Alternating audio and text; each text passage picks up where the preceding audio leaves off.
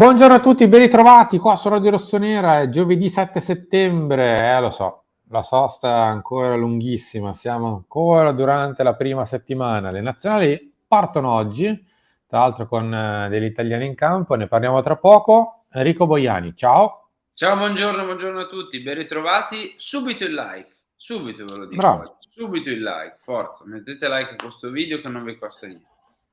Mettete subito like, non lo facciamo quasi mai in apertura oggi. Bravo, ti sei ricordato.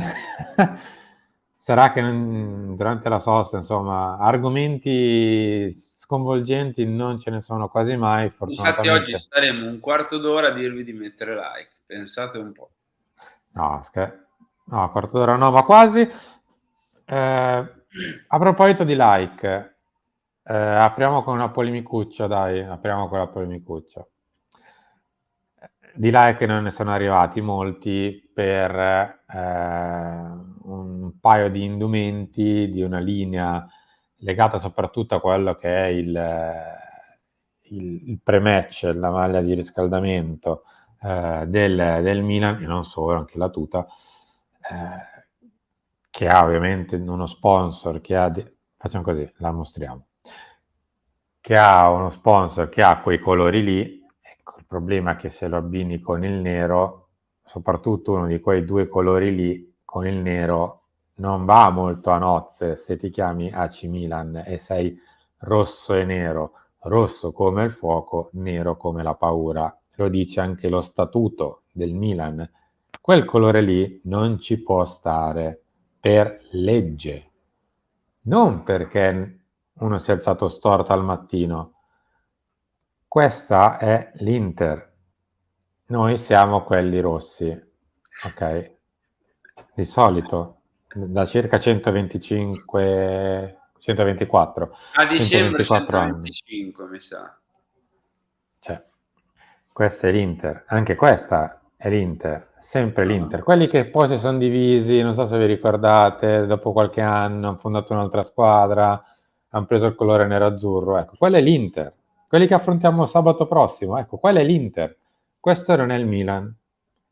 Ora, al di là dello scherzo, io capisco tutte le logiche possibili e immaginabili che ci possono essere dietro, il commercio di sponsor e quant'altro, però ecco, con tutta la palette di colori possibili, con tutto il pantone possibile a disposizione, il blu e il nero su qualsiasi indumento del Milan accostati non ci possono proprio stare. Ma anche perché poi se volevi riprendere i colori della terza maglia, no? Potevi metterci quel verdino. Che voglio dire, non era il Milan, ma era il verde almeno. Cioè, questo è proprio blu, è un blu che nella terza maglia nemmeno c'è. E quella è la cosa che fa specie, no? Abbiamo parlato della questione, no? Terza maglia per l'inclusività, tutto bellissimo, rispettabilissimo. A me la terza maglia, sarò sincero, piace anche, ok? Più di quella dell'anno scorso. Ma questo blu qui non c'è nella terza maglia. Ed è blu, È proprio il blu dell'Inter, tra l'altro. ma è proprio il blu Vabbè. dell'Inter, ma è quello che fa strano, perché tu dici era un azzurrino, un verde acqua, che richiamava la terza maglia, magari si chiudeva anche uno. Questo è il blu dell'Inter, è proprio il blu.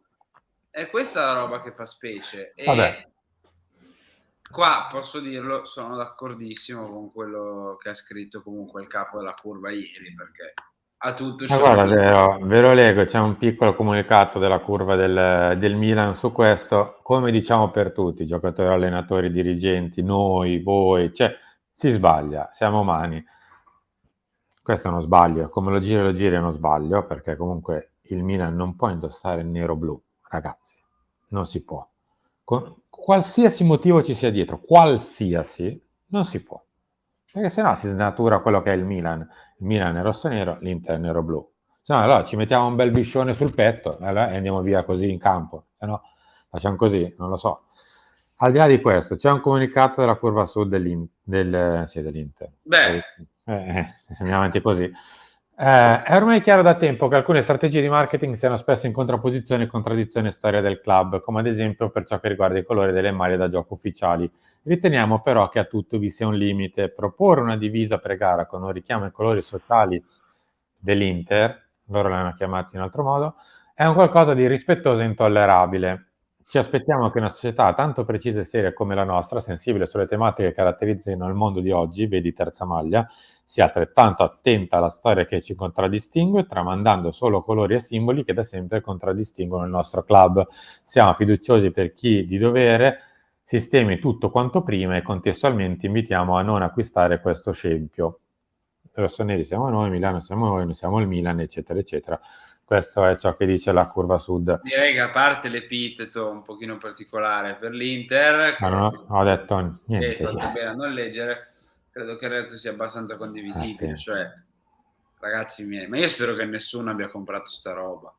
Spero che nessuno abbia... Raga, può anche essere bella, piacente, drippa, spinge, ghiaccia, dite quello che cacchio volete, Ma no, ma fa ragazzi, schifo, no, questo non è il Milan. Andiamo a capo. fermi, Dai, fermi, su. cioè, allora, qui cosa c'è di drip? Nulla, perché c'è lo stemma del Milan con il Ma blu quello che... dell'Inter. insomma, dai. Quindi, Eh, mi taccio Enrico, è meglio. Passiamo oltre, che forse è meglio. È uscito il mega calendario, quindi sì, possiamo, diciamo così, organizzare weekend, infrasettimanali e quant'altro. Tra poco lo vediamo, anche perché c'è qualche passaggio abbastanza complicato, ma l'avevamo intuito, al di là degli orari che sono usciti, che c'è qualche passaggio complicato, ma d'altronde giocare bisogna giocare. Il Milan rialza il muro, invece Gazzetta dello Sport, si va a quel dualismo.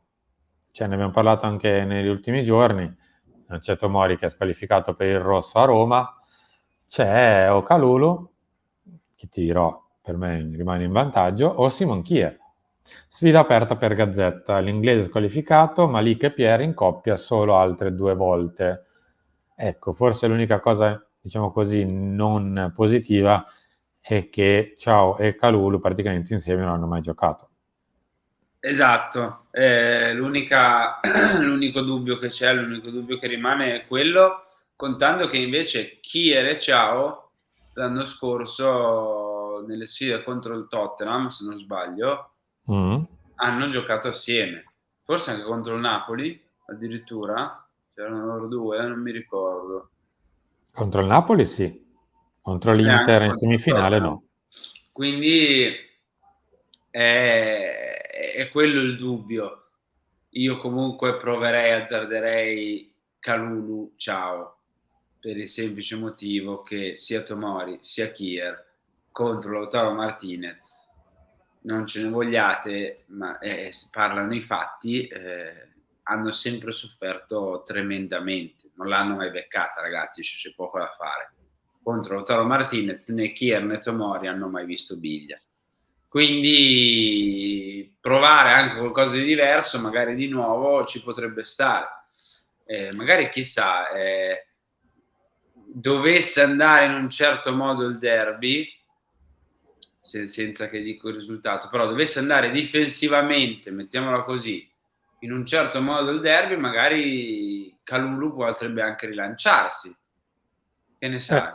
Potrebbe trovare una nuova chimica con Ciao, potrebbero esserci comunque due giocatori di altro tipo, anche perché se ci pensiamo, Ciao con Kier in quelle sfide lì gioca nel centro-sinistra, perché Kier si prende il centrodestra.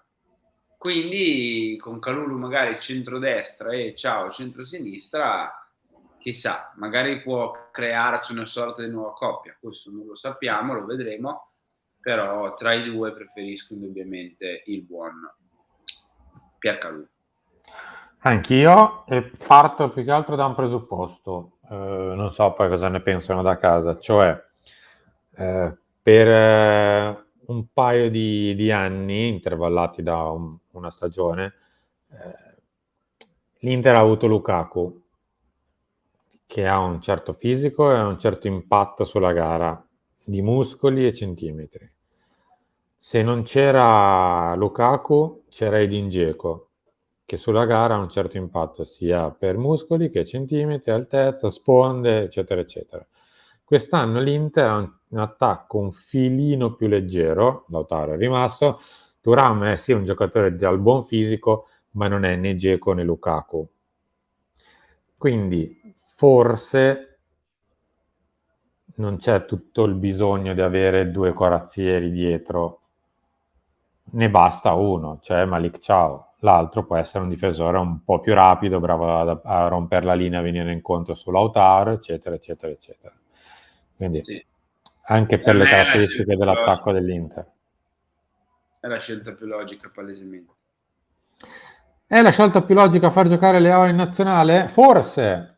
La Gazzetta ancora mette il condizionale.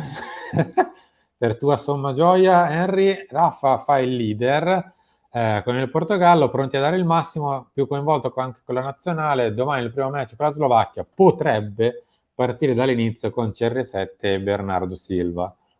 Potrebbe, Non però. gioca Riccardo Horta? No, non Non lo gioca so. Pedro Gonçalves? Ma la Z dice potrebbe, però, non è che parte, Ma potrebbe. infatti io, cioè, sono così tanto estremamente più forti Horta e Gonçalves di lui, o Jota lì, Jota, quello che è andato all'Al-Ittihad, o appunto Diogo Jota, che anche se è un attaccante più centrale, Martinez potrebbe metterlo esterno pur di non far giocare Rafael Leao. Chi lo sa, vedremo. Io sarei felice se partisse dall'inizio, anche perché forse ci dimentichiamo che Rafael Leao Mm. ha giocato un mondiale in cui gioca proprio un pugno di minuti, forse anche meno, e comunque fa 2 gol. Quindi spero per lui che possa essere anche un leader per il Portogallo, anche perché CR7 sta arrivando un pochino al tramonto, anche perché è vero che ci sono tanti giocatori offensivi, ma lui è di un livello superiore, ragazzi, cioè Mm. non prendiamoci in giro per piacere. Chissà Rafael Leao come avrà preso l'esclusione dei 30 per il pallone d'oro. Eh, Chissà. non so, che non credo che l'abbia presa benissimo. Eh, Però sta a boh, lui, adesso tocca a lui dimostrare sì, che in quei però 30 ci deve stare ogni anno.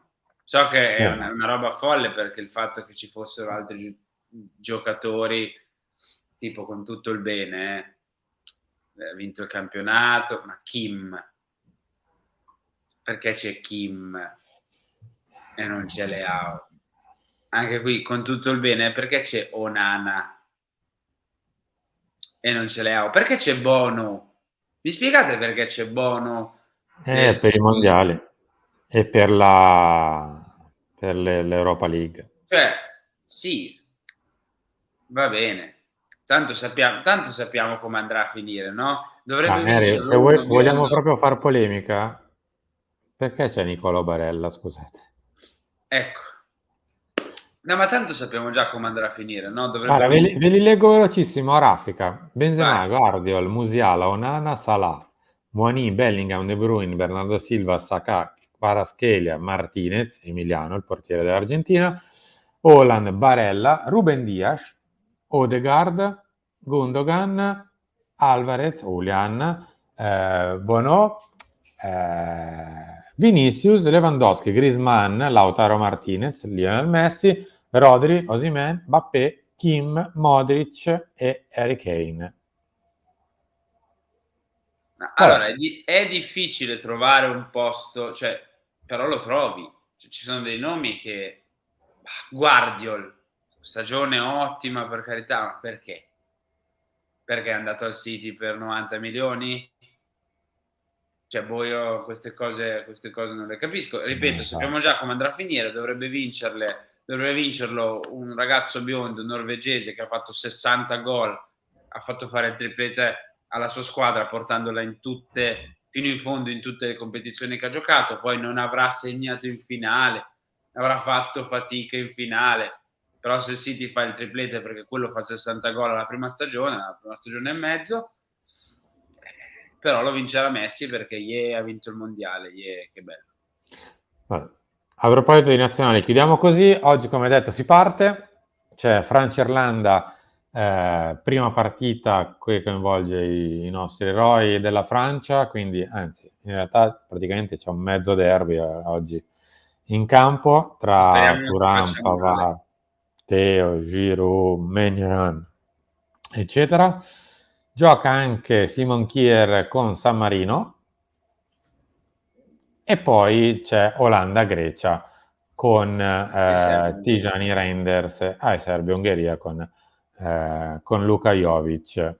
Non so perché mi viene sempre Milan Jovic ogni volta che penso a Jovic. Boh.